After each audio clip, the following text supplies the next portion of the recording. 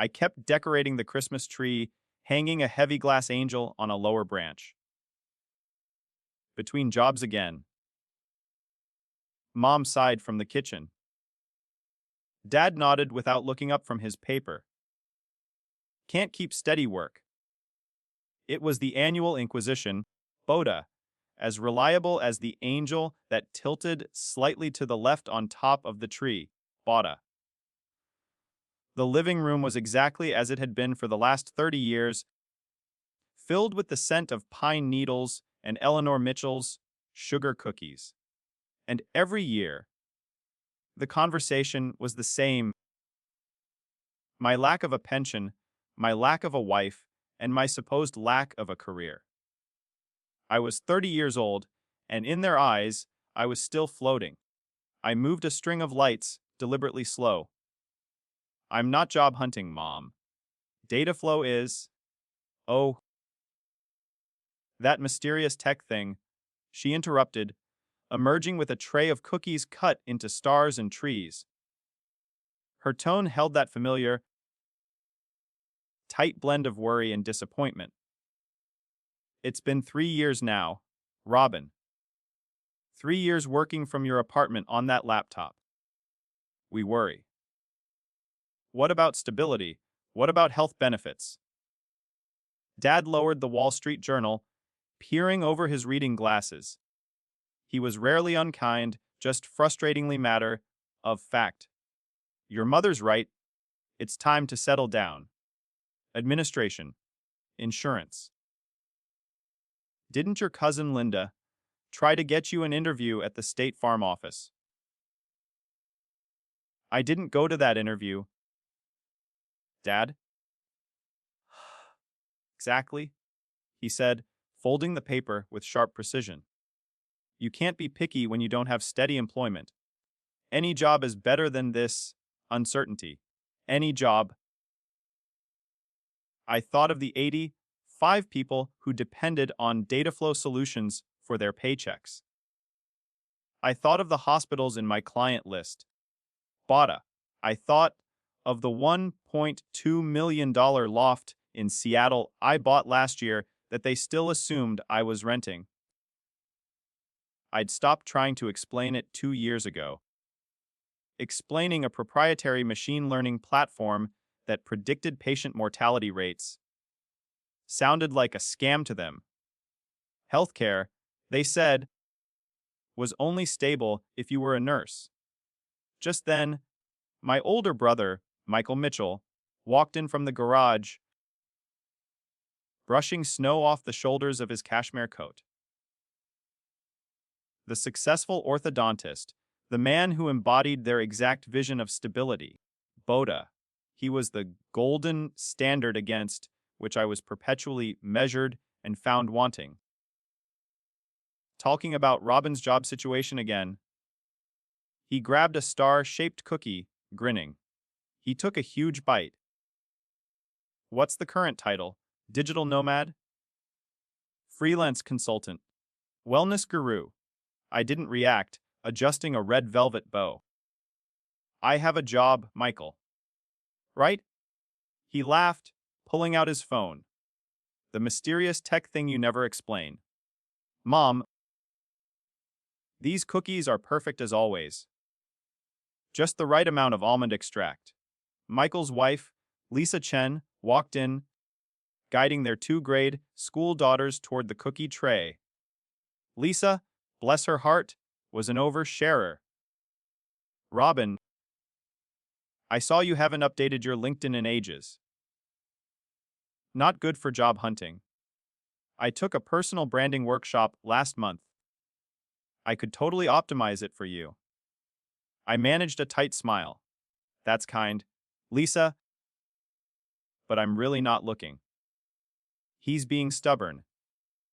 Mom cut in, her voice rising slightly. 3 years of this. 3 years working from home, no office, no benefits. We can see it's not sustainable. It was the lack of EPS, seeing that got me. I had sent them the press releases. I'd emailed the links to the MIT alumni magazine feature. I had invited them to visit the Seattle office, which they claimed was too far to drive. Bada. They simply filtered everything that contradicted their narrative, Robin, the brilliant but wayward son who needed their help to get his life back on track. The television was on low in the corner, playing some festive news report. I kept decorating the tree, focusing on the scent of the pine and the familiar glow of the lights, allowing the small domestic tension to simmer. It was better than trying to fight them. It was easier to be the disappointment they needed me to be. The small talk was merely the appetizer. The main course was the ritual of judgment, served with dessert. Dinner was announced, and we shifted to the dining room, the crystal glistening under the chandelier. Mom's table. Setting was always perfect. The good china, the silver polished to a sheen, all of it another testament to the ordered, traditional life she craved for her children.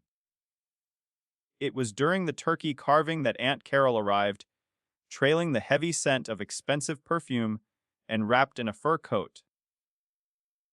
Aunt Carol, who never missed an opportunity to deliver a backhanded compliment or an updated assessment of local gossip.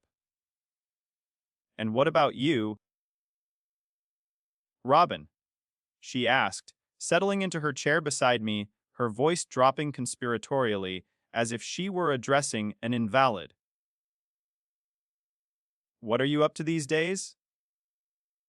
Mom jumped in immediately, practically passing the mashed potatoes over her shoulder.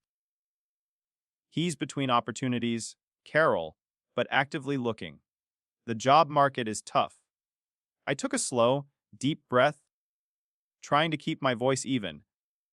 "I am not between opportunities. My company secured a contract last month with Johns Hopkins to optimize. The job market is tough." Aunt Carol sympathized, cutting me off completely.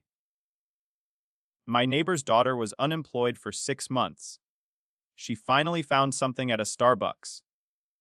Not ideal, but at least it's income. Robin's situation is different," Dad added, carving the turkey with practiced efficiency. "He has a degree. Computer something, right?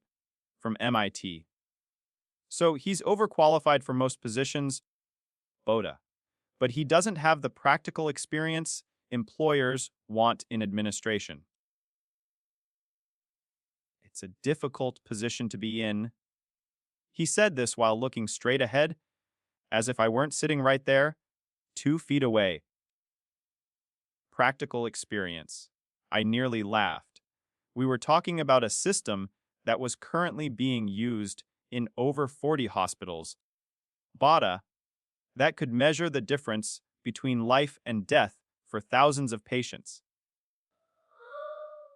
And my father thought I needed to prove my practical experience to an insurance administrator. Michael raised his wine glass, catching the light. "Here's hoping the new year brings better opportunities for all of us." They all drank to that. They drank to the hope that I would stop embarrassing them by living a life they couldn't categorize. I ate my turkey in silence, the shame they projected settling over me like a heavy tablecloth. After dinner, we moved back to the living room. Michael and Lisa settled onto the couch, already talking about their next vacation. I was sitting by the tree, Boda trying to fade into the pine boughs and blinking lights, when Mom approached, holding a wrapped box. "This is for you, Robin," she said, her voice soft but insistent. "A practical gift this year. We thought you might need it." I unwrapped it carefully. Inside was a sleek, black leather portfolio case, the kind you'd bring to a job fair or a networking event. It had a notepad, a pen, and an empty slot for business cards for when you start interviewing properly. Mom explained, almost apologetically. First impressions matter, dear. Thank you. I managed, the word tasting like Elsh. There was something else. Boda. Dad reached behind the couch and pulled out a simple white envelope. He slid it across the coffee table toward me. Your mother and I discussed it, he said, avoiding my eyes. We know money's probably tight with you consulting. This should help tide you over. Just until you get back on your feet. Inside the envelope was a check, written out to me, for $5,000. The sight of the check was worse than the portfolio. The portfolio was about judgment, Sabota. The check was about ass's pity. It was tangible proof that they believed I was failing so profoundly that I couldn't afford rent or groceries. Mom, Dad, I can't take this, I said, placing the check and envelope back on the table. We insist, Mom said firmly, leaning forward. You're our son. We're not going to let you struggle during the holidays. Use it for rent, groceries, whatever you need. And, please, Robin, really commit to finding something stable in January. No more of this freelance consultant nonsense. Michael leaned over, caught sight of the number, and whistled, low and impressed. Generous. When I was your age, I was already established. Didn't need handouts. The jab landed squarely, precisely where he intended.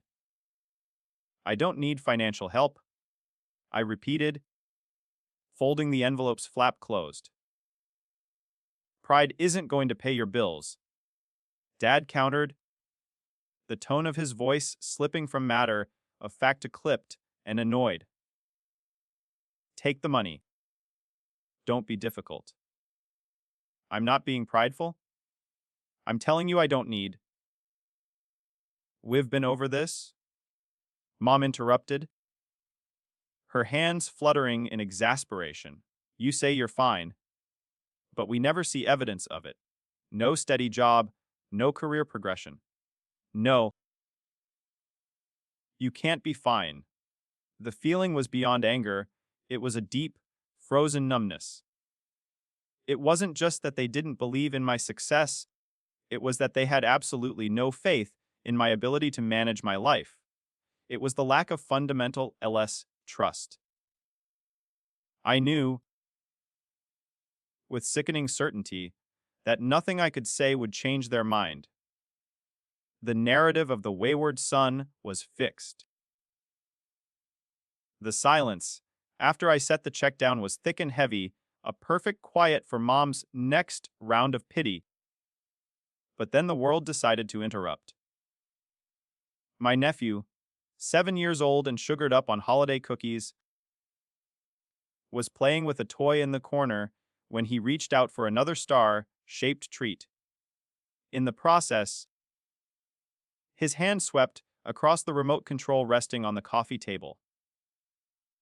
The volume on the television, Boda, which had been muttering softly in the corner with a loop of holiday news, suddenly blasted into the room, startling us all. Turn that down, sweetie, Lisa said to her son, reaching for the remote. But the screen had changed, interrupting the scheduled programming. The bold, all-caps banner of a major news network filled the screen. Breaking news. A serious-looking anchor replaced the usual festive reporter. We're interrupting our holiday programming this Christmas evening for a major technology story that's been developing throughout the day. The anchor announced, his voice booming across the living room. The identity of the anonymous founder behind Dataflow Solutions, one of the fastest growing healthcare technology companies in America, has finally been confirmed. My heart stopped. It didn't just skip a beat, it froze completely, a painful, heavy block in my chest. Data Flow Solutions. For 3 years, the company had maintained strict privacy about its leadership, a deliberate strategy I had championed to keep the focus on the product and the mission, not the personality. Now, sitting in my parents' living room, about to be exposed by a national news network, I felt a wave of icy panic. My phone, resting in my pocket, buzzed urgently. It was a text from Lisa Chen, my co-founder and the calmest person I knew. Her message was short, brutal, and all lowercase. I know you're with family. I'm so sorry. The story leaked early. It's everywhere.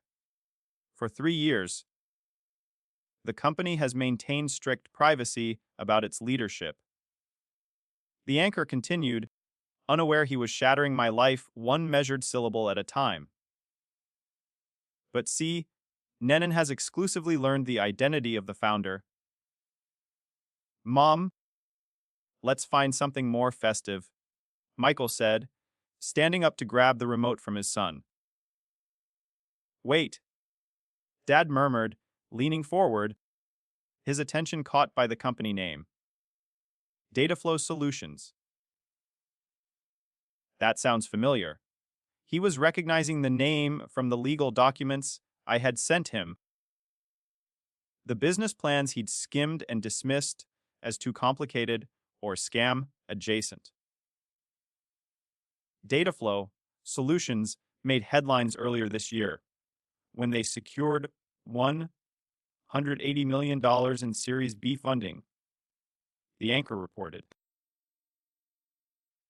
The company's revolutionary healthcare analytics platform has been adopted by over 400 hospitals nationwide and is credited with saving an estimated 10,000 lives through improved patient outcome predictions. I could hear the blood rushing in my ears. I felt faint, not from fear, but from the sudden, jarring collision of my two completely separate worlds. The private, billion-dollar life I led and the suffocating, small, town narrative my family insisted upon. My father was watching, eyes narrowed in concentration. Michael, however, was still dismissing it. It's just some tech guy, Dad. Let's watch the Rockefeller Center special.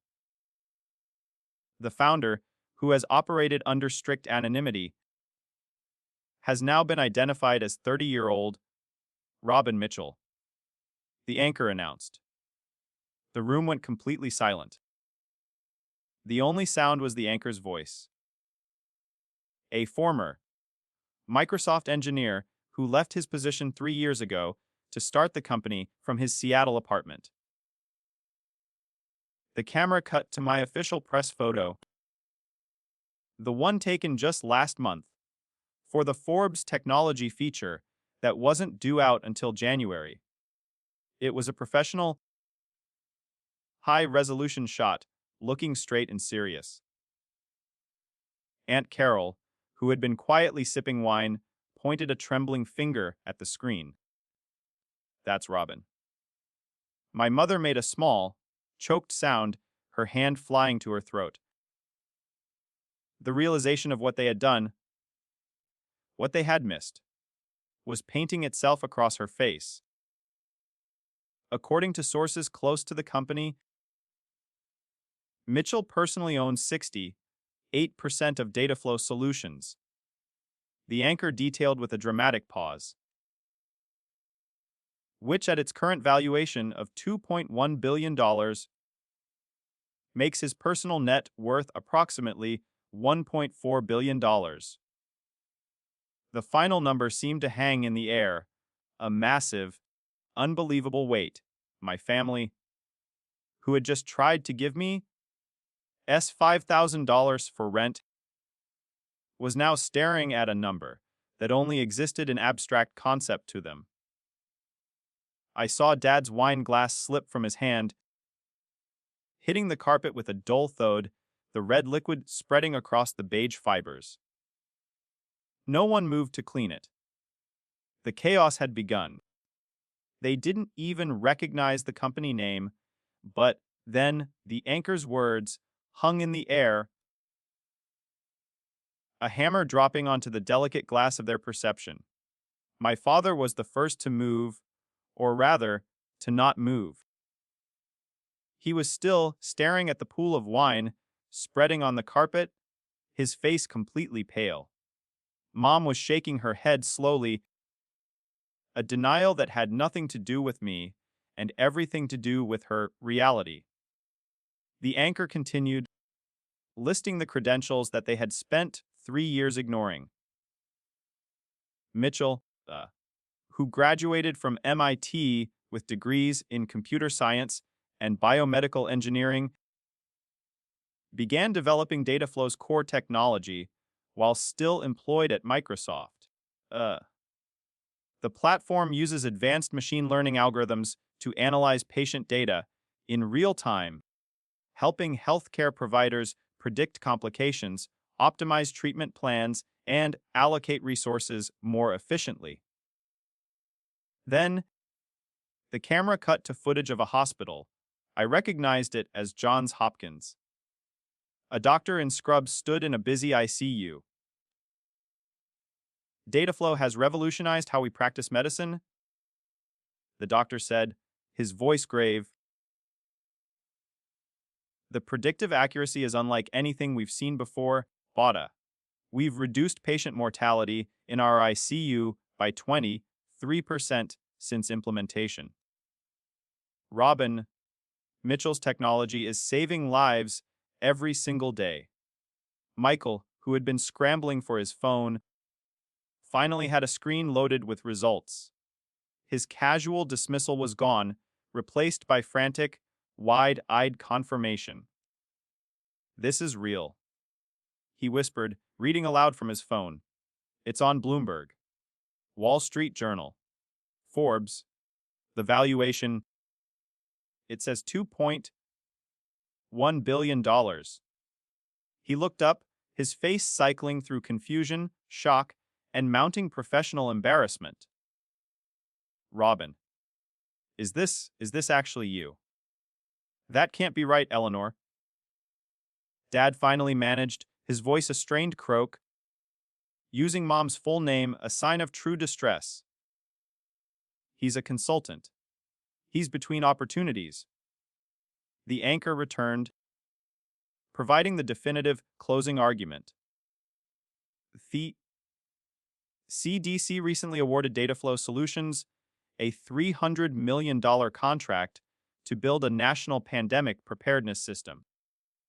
The company, which started with just 2 employees, now has a team of 80, 5 across offices in Seattle, Boston, and Washington, D.C. I watched them digest this information. The CDC, the $300 million contract, the tens of thousands of lives saved. This was the success they had always demanded, but packaged in a way they couldn't accept until it was delivered by a national news network. Michael scrolled faster on his phone, the numbers clearly hitting him harder than the medical facts. $2.1 billion. He repeated, numbly. "You own $1 billion company.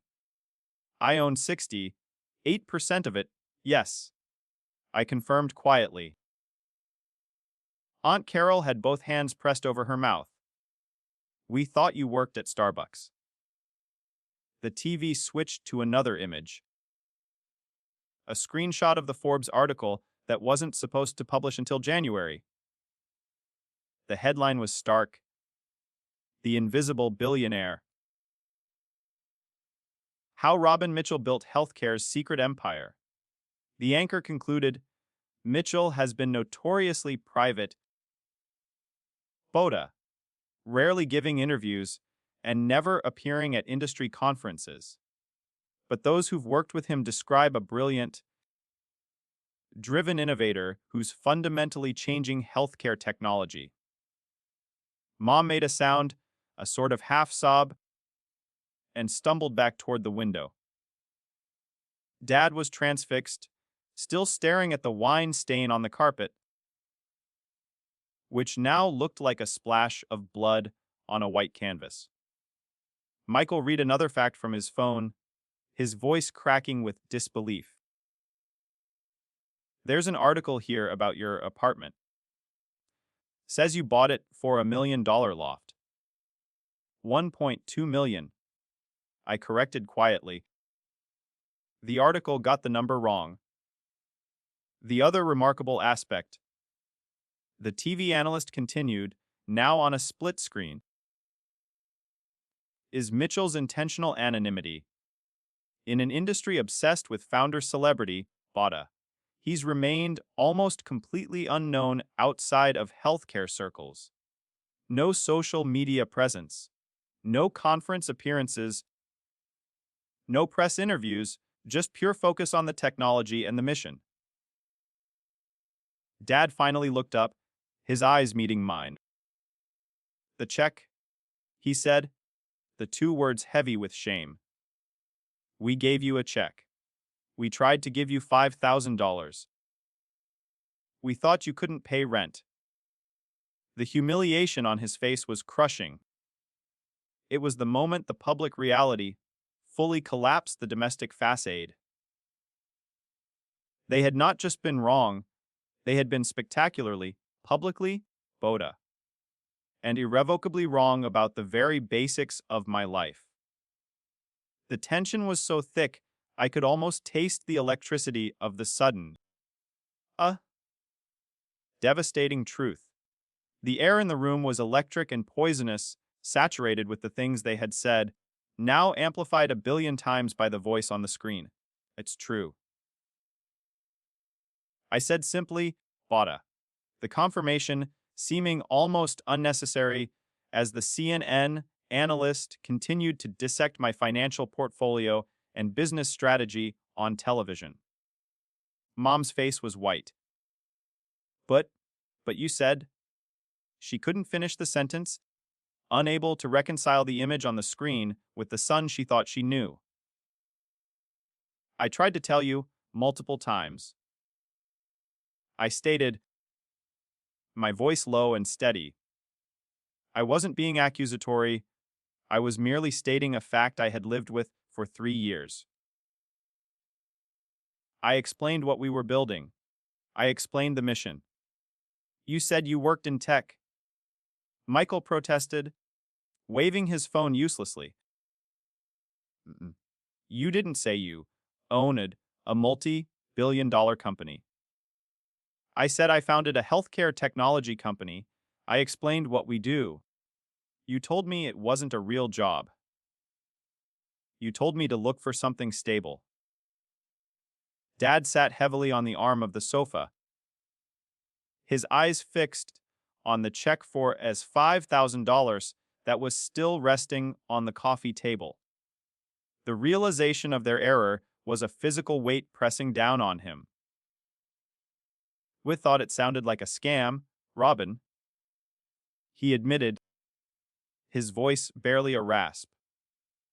We honestly thought it was some kind of get-rich-quick scheme, that you were being taken advantage of, that you'd lose your savings. I sent you the article about the Series B funding 2 years ago. I reminded him. I sent you the MIT alumni profile 6 months ago. I invited you to visit the Seattle headquarters. Michael winced. I probably deleted the MIT email. I thought it was spam or a fundraising drive. It was worse than disrespect. It was pure, unadulterated deafness. The check? Dad repeated, picking up the white envelope as if it were contaminated. He held it out to me. We tried to give you money. We tried to give you $5,000. We thought you couldn't pay rent. And you're a billionaire. The shame in his eyes was almost unbearable to witness. It was the first honest emotion I'd seen all night, stripped bare of judgment or expectation. I know, Dad, I said softly. The TV, relentless, cut to the tech analyst who was now detailing the company's impact. This is one of the most important healthcare innovations of the decade. What Robin Mitchell has built isn't just a successful company. It's technology that's fundamentally changing how medicine is practiced. Lisa Chen, Michael's wife, who usually had something to say about everything, was reading her phone, her eyes getting wider with every scroll. There's an article here about the Johns Hopkins partnership. It says your platform reduced ICU mortality by 23%. She looked up at me, her voice trembling. 23%. Do you understand what that means? Robin, it means approximately 400 fewer patients died in their ICU last year than would have without our system. I stated. 400 people are alive because of the technology. Because of your view, she breathed. 400 lives saved. And you never mentioned it. I tried, I said, looking directly at my mother, who was now weeping softly by the window. No one wanted to listen. Michael, still scrolling, suddenly let out a sharp, choked sound. This article here, it says you turned down a $900 million acquisition offer from Google last year. $900 million. The number was abstract, ridiculous, especially in this room. I turned it down. I confirmed. It wasn't enough, and they wanted control of the technology. I wasn't willing to give that up. Not enough. Michael repeated flatly. He looked genuinely sick. I've been working 12 years to build a practice worth maybe 2 million, and you turned down 900 million because it wasn't enough. It wasn't about the money, Michael. I explained, though the words felt futile. It was about keeping the mission intact. Saving lives. That's always been the mission. Aunt Carol, recovering from her initial shock, fanned herself with a Christmas magazine. Oh, the things I told the girls at book club. That you were applying at retail, that you were having a little career blip. I could hear the sheer mortification in her voice as she realized her most embarrassing gossip was a front-page headline. I gave you a portfolio case for job interviews, Robin, Mom whispered, her shoulders shaking. I know, Mom. It wasn't their lack of understanding that hurt, it was their failure of trust. They had judged me, sentenced me, and pitied me, never once considering that the weird, quiet son who liked computers might actually know what he was doing. Bada. The objective proof was now literally streaming into their living room, but the damage had already been done. They couldn't believe in me until CNN told them I was worthy of belief. Their apologies were starting to sound hollow, focusing too much on the money and not enough on the trust, and I needed them to understand the difference. I looked at the group. My parents,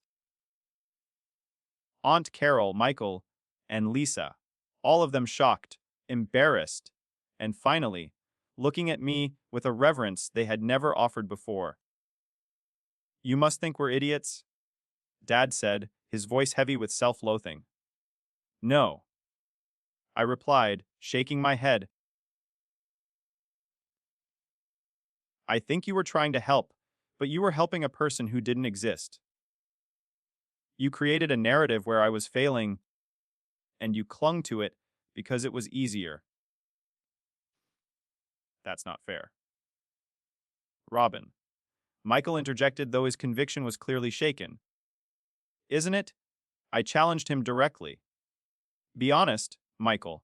Boda. When was the last time Mom and Dad spent an entire dinner talking about your accomplishments without mentioning mine as a comparison point? I'm the weird one who liked computers too much, the one who didn't follow the standard path. I'm the measuring stick for failure in this family. You all needed me to be unsuccessful. Michael didn't answer. He looked down at his phone, scrolling through the deluge of articles that confirmed my worth. I tried to correct that perception. I continued, addressing the room. Every time I tried to explain what I was doing, you changed the subject, offered me career advice, or suggested I apply to dental receptionist positions. I paused, letting the silence stretch. You weren't interested in being corrected. Mom turned from the window, tears streaming down her face. The perfect Christmas hostess face, aid finally broken. I called it a face, she choked out. I told Carol you were going through an unemployment phase. I gave you that leather portfolio case for job interviews. I know. Mom. I've been telling everyone my son can't keep a steady job while you're... She gestured hopelessly at the television, which was now showing footage of my Boston office. Clean, modern workstations, glass-walled conference rooms. The CNN analyst reappeared on screen. The company culture at Dataflow is reportedly exceptional. Mitchell is known for prioritizing employee well-being, offering generous benefits, and maintaining a clear, mission-focused environment. Employee reviews consistently rate it as one of the best places to work in tech. Michael was still reading. There's a new article here. From the Wall Street Journal. You're trending #1 on Twitter. Just then, my phone, which I had silenced, began vibrating relentlessly in my pocket. Missed calls stacked up 20, 5, 50, 60. Texts and emails numbered in the hundreds. Michael's phone rang. Aunt Carol's phone rang. Aunt Carol answered hers, her voice high and strained. Yes, that's my nephew. Yes, the one on CNN. No, we had no idea. We thought he was unemployed. She hung up, her face dazed. That was Margaret from my book club. She saw the news. Everyone's texting. Mom murmured, glancing at her buzzing phone, then setting it down as if it were too hot to hold. Everyone's asking why we never mentioned you were. The chaos was escalating far beyond the confines of our living room.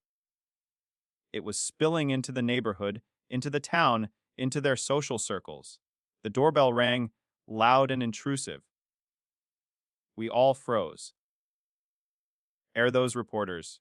Dad asked, his eyes wide. I pulled out my phone and checked the security camera feed. Worse. It's the neighbors. Don't answer, Aunt Carol hissed. They can see the lights. They know we're home. The doorbell rang again, followed by insistent knocking. Dad, bewildered, opened the door. The Hendersons from next door stood on the porch, wearing matching Christmas sweaters, holding a bottle of wine. We saw the news, Mrs. Henderson said breathlessly. We had no idea Robin was. We just wanted to say congratulations. Thank you. I called out from the living room. Could we get a picture? Mr. Henderson already had his phone out. Our friends will never believe we live next door to a billionaire. The circus had officially started. Over the next 30 minutes, Boda, we were subjected to 7 more visitors.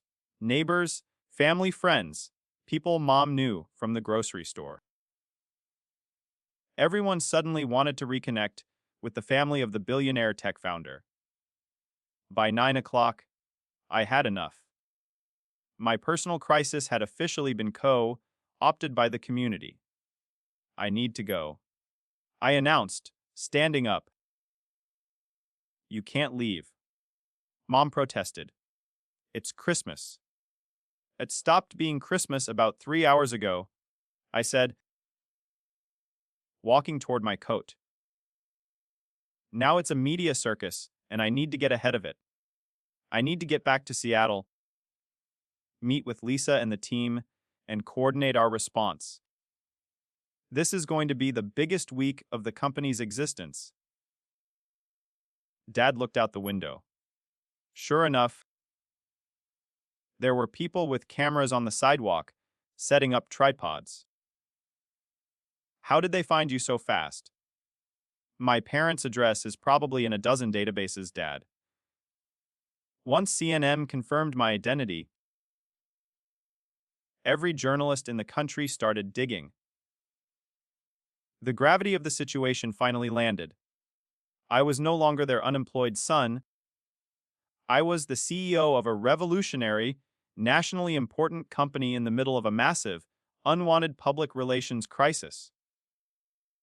The work, the real mission, was calling me away from the comfortable, frustrating lie of home. Standing at the door, with the flashbulbs already going off across the street, I had one last, crucial conversation to complete. Mom approached me slowly, tears still staining her cheeks. She looked smaller than she had an hour ago, her posture defeated. Robin, she pleaded, grabbing my hand gently. Before you go, please. I need you to know how proud I am. How sorry I am. How much I love you. I know, Mom, I said, looking at her honestly. Do you? Because I feel like I've spent 3 years telling you the exact opposite. I'm your mother. I should have believed in you. Yes, you should have. Can you forgive me? I squeezed her hand, taking a moment to choose my words carefully. This was the core of everything, the moment that defined the last 3 years. I didn't say I forgive you, I said honestly. I said I know you love me. Those are different things. Forgiveness takes time. But love was never the question. I've always known you love me. You just didn't respect me. She nodded, tears streaming again. I do now. Because CNN told me to. Because a Forbes confirmed it. Saboda. Because the world is telling me you're successful and important and worth listening to. That's what hurts, Mom. I needed you to respect me before the validation. I needed you to believe in me when it was just me, telling you about my dreams. That's the respect that matters. Dad stood up, his gaze heavy and resolute. What do you need from us? He asked, cutting through the emotional tangle. What do you need for this to be right? Maybe just acknowledgement. I answered. Acknowledgement that you were wrong. That I was right. That I made good decisions even when they didn't look like the decisions you would have made. You were right, he said immediately, without hesitation. About everything. The company, the mission, the choices. You were right, and we were wrong. And you're brilliant. You've accomplished something extraordinary, something that will save lives and change healthcare and make you one of the most successful people in the country. And we missed it. We missed all of it because we were too busy trying to fit you into a box, that made sense to us. His admission was comprehensive and utterly devastating. It was the apology I had always needed, delivered too late, but delivered all the same. Michael walked over, looking completely drained. He extended his hand, not as a brother, but as a colleague. I shook it. You're better than all of us, Robin. I'm sorry I couldn't see it. I'm not better, I corrected him. I'm just different, and I'm good at what I do. You're not just good, he argued, gesturing toward the TV where they were showing a graph of Dataflow's growth trajectory. You're exceptional, world class. You're going to be in textbooks. Business schools are going to study what you've built. Lisa, Michael's wife, had come back inside, closing the door against the cold. Robin, I've worked in marketing for 15 years.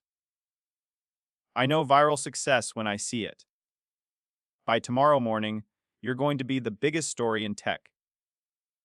Your face will be everywhere. That anonymity you prized. It's over now. I knew she was right. My phone rang again. Anderson Cooper's producer. I declined the call. It rang again immediately. Forbes. I declined that too. You should probably answer some of those, Michael said eventually. What? Why not? Because tonight was supposed to be Christmas with my family. And even though it's completely derailed, even though CNET just exposed my identity against my wishes, even though everything is chaos, I'm still here. Bada. I'm still trying to have Christmas dinner with you people, because that's what matters to me, family. Even when you drive me absolutely insane. Mom started crying again, but this time she was smiling through the tears. You're a better person than we deserve. Probably. I managed a small smile of my own. But you're stuck with me anyway. I hugged them all. Mom, Dad, Michael, Lisa, even Aunt Carol. The twins got high fives. It was a chaotic, emotionally exhausting farewell, but for the first time in 3 years, it felt honest. Robin? Michael called out as I reached for the door handle. For what it's worth, I really am proud of you. Not because of the money or the valuation or the news coverage, but because you did something meaningful. You're saving lives. That's bigger than anything I'll ever do. You're an orthodontist, Michael. You help people every day. Don't discount that. It's different. Doesn't mean it's less important. I stepped out into the biting cold. Boda. The photographers immediately started snapping pictures, shouting questions, their flashbulbs illuminating the quiet suburban street. I didn't answer. I didn't owe them anything. I was leaving the judgment behind. I stepped out into the cold, leaving behind the tearful faces and the flashing cameras, and got into the one thing that hadn't changed my car. Bada. It was a simple Honda Civic I'd owned for 4 years, not the luxury sedan people probably expected a billionaire to drive. The photographers clustered around me, shouting questions, their cameras blinding in the darkness. I ignored them, started the engine, and pulled out of the driveway. In the rearview mirror, I could see my family watching from the living room window. Mom was still crying, Dad's arm around her. Michael and Lisa stood behind them, the twins pressed against the glass, pointing. My phone rang. It was Lisa Chen, my co-founder. I answered on Bluetooth. Hey, she said immediately, her voice tight with stress. Hey yourself. You okay? Define okay. The office is going crazy. We've had 63 interview requests in the last 2 hours. Every major outlet wants a sit down. Forbes wants to move up their feature. Anderson Cooper personally called. No to all of them, Lisa. We can't ignore this. You're the biggest story in tech. Then here's the strategy: one press conference tomorrow morning. We release a comprehensive statement. I answer exactly 5 questions. Then we're done. After that, we go back to work. One press conference won't be enough, Robin. It'll have to be. We didn't build this company to make me famous. We built it to save lives. That mission doesn't change just because CNN figured out my name. The world wants to know your story. The world can read about it in Forbes next month. Right now, we have work to do. We have a CDC system to build. We have patients depending on our technology to stay alive. That's what matters. There was a moment of silence on the line. Right, Lisa finally conceded. You're absolutely right. I usually am. She laughed. There's the Robin I know. Welcome back to the spotlight you've been avoiding. Thanks. I hate it. I know. But maybe some good will come from it. Young men and women interested in tech. Better partnerships, maybe. I drove through the quiet, snow-dusted streets toward the highway. Boda. Behind me, my parents' neighborhood was lighting up with more camera crews, more reporters, more people drawn to the sudden proximity to extraordinary wealth and success. Ahead of me was Seattle, my focus. The work that mattered. My phone buzzed with a text from Mom. I love you. I'm sorry. I'm so sorry. I texted back. I know. Love you too. Talk tomorrow. Another text, this time from Michael. You really turned down 900 million. You're insane, but also kind of my hero. I smiled. The highway stretched out before me, dark and empty on Christmas night. Somewhere ahead was the rest of my life, now lived in public, scrutinized and analyzed by people who'd never bothered to notice me before. But also ahead was the mission. The patients whose lives would be saved by technology I'd spent 3 years building while my family thought I was unemployed. And that made everything worth it. Even the chaos, even the exposure, Sabota. Yeah, even the Christmas dinner from hell where CNN revealed my identity to a family who'd spent 3 years trying to fix a son who was never broken. I turned up the radio. Holiday music filled the car, and despite everything, I started to laugh, a deep and cleansing laugh that broke the last of the emotional tension, Boda. Because somewhere in the absurdity and complete derailment of my carefully maintained anonymity, Boda, there was something almost perfect about the timing. My family had spent 3 years underestimating me, and CNN had picked Christmas Day, the day we were all together, the day they were handing me checks and career advice to prove them spectacularly, publicly, and irrevocably wrong. If I had planned it myself, I couldn't have written a better ending.